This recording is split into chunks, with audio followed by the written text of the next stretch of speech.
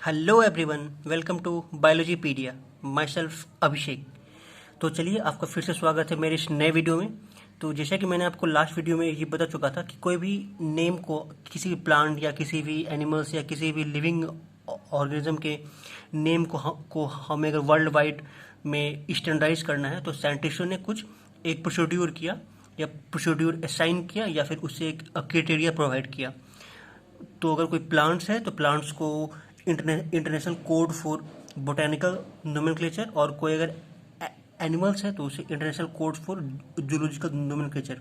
इस दो क्राइटेरिया के तहत उसे वो एक नाम प्रोवाइड करते हैं जिस नाम के थ्रू वो वर्ल्ड वाइड फेमस होता है, और वो नाम यूनिक होता है। किसी भी एक एनिमल या प्लांट्स का नाम यूनिक होता है, उसके जैसा कोई दूसरा नहीं होता है। तो चलिए, इस लाइन के आगे से जो नेक्स्ट लाइन है उस लाइन से मैं आपको इस वीडियो में ये बताऊंगा।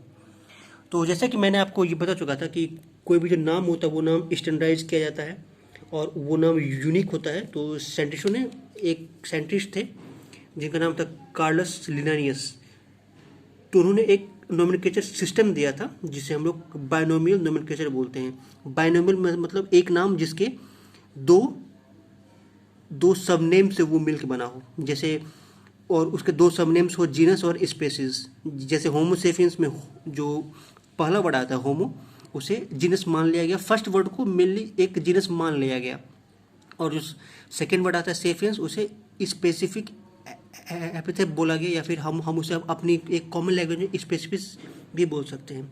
तो वो दो नेम था, इसलिए उसे बायनोमियल कहा गया। ओके, तो जैसे कि यहाँ पे एक एग्जाम्पल भी दिया हुआ है कि let us take the example of mango to understand the way of providing scientific name better. The scientific name of mango is written as Mangifera indica. तो मैंगो का जो साइंटिफिक नेम होता है वो मैंजिफेरा इंडिका होता है। इसमें मैंजिफेरा जो होता है वो उसका पहला नेम होता है और इंडिका होता है वो उसका सेकेंड नेम होता है। मैंजिफेरा जीनस नेम हो गया और इंडिका जो हो गया वो स्पेसिफिक एपिथेट हो गया। ठीक है, तो अब बायनोमियल नोमेनक्लेचर के कुछ रूल्स होंगे, जैसे हर क्राइटेरिया के कुछ रूल होते हैं, वह उस तरीके से बायनोमियल नोमेनक्लेचर के भी कुछ रूल्स बनाए गए जो कि यूनिवर्सल रूल हुए नोमेनक्लेचर के। तो चलिए, वो एक, तो उस रूल के बारे में मैं आपको ये बता रहा हूँ। तो मेनली उस रूल को 4 पार्ट्स में डिवाइड किया गया। फर्स्ट पार्ट का रूल ये बोलता है कि अगर कोई भी बायोलॉजिकल नेम होता है तो हम उसे लैटिन लैंग्वेज में ड्राइव करते हैं और उसे हम लिखते हैं हम उसे इटैलिक्स में। जैसे कि आप यहाँ देख रहे हो, मैनिफेरा इंडिका जो लिखा हुआ वो थोड़ा सा टिल्टेड लिखा हुआ है, वो थोड़ा सा एक टेढ़ा की ओर घुमा हुआ है। तो इस टाइप के राइटिंग को हम लोग इटैलिक्स बोलते हैं, और जनरली उसे हम लेटिन में इसलिए ड्राइव करते हैं कि लेटिन एक डेड लैंग्वेज है। डेड लैंग्वेज मीन्स मतलब एक ऐसा लैंग्वेज जो कि फर्दर मॉडर्नाइज ना हो या फिर इवॉल्व ना हो। इसलिए बायनोमियल नोमेनक्लेचर यूनिक होता है, क्योंकि अगर एक मैंगो का नाम मैंजिफेरा इंडिका हो गया तो उसे आप फिर फर्दर चेंज नहीं कर सकते हैं, क्योंकि वो जनरली लेटिन लैंग्वेज से लिया गया है और लेटिन लैंग्वेज एक डेड लैंग्वेज हो चुकी है, और उसे लिखते हैं हम लोग इटैलिक्स में, जो कि एक टिल्ट लैंग्वेज में लिखा होता है। ठीक है, तो फर्स्ट रूल का मतलब यही है। और जो सेकेंड रूल है वो ये बोलता है the first word in a biological name represent genus और while second word denotes the specific epithet. तो जो मैंने आपको लास्ट वीडियो में और इस वीडियो की शुरुआत में भी बोल चाहूँगी, फर्स्ट वर्ड जो होता है वो जनरली जीनस होता है और सेकेंड वर्ड जो होता है वो जनरली स्पेसीज को कहा जाता है। ओके, और फिर आगे जो थर्ड लाइन है उसमें ये मेंशन है कि both the words in biological name when hand written are separately underline और printed in italics to indicate their Latin origin. तो आप लोग जैसे हम यहाँ पे देख रहे हो कि अगर हम लोग उसे हैंड रिटन लिखें, मतलब हम लोग, मैं अगर उसे अपने हाथ से लिखूं तो वो जनरली हैंड रिटन ही होगी। उस हैंड रिटन वर्ड को, माफ़ कीजिएगा यहाँ कुछ डॉग्स है, तो उस वर्ड को हम लोग हैंड रिटन ही लिखेंगे। और हैंड रिटन में हम अगर उस वर्ड को लिखेंगे तो जनरली वो जैसे फिर हम मैंजिफेरा इंडिका हो गया, तो मैंजिफेरा इंडिका को हम अगर हैंड रिटन लिखेंगे तो मैंजिफेरा के नीचे एक अंडरलाइन देंगे और एक जो वर्ड इंडिका उसके नीचे एक देंगे अंडरलाइन। दोनों जो लाइन होगी वो सेपरेट लाइन होगी।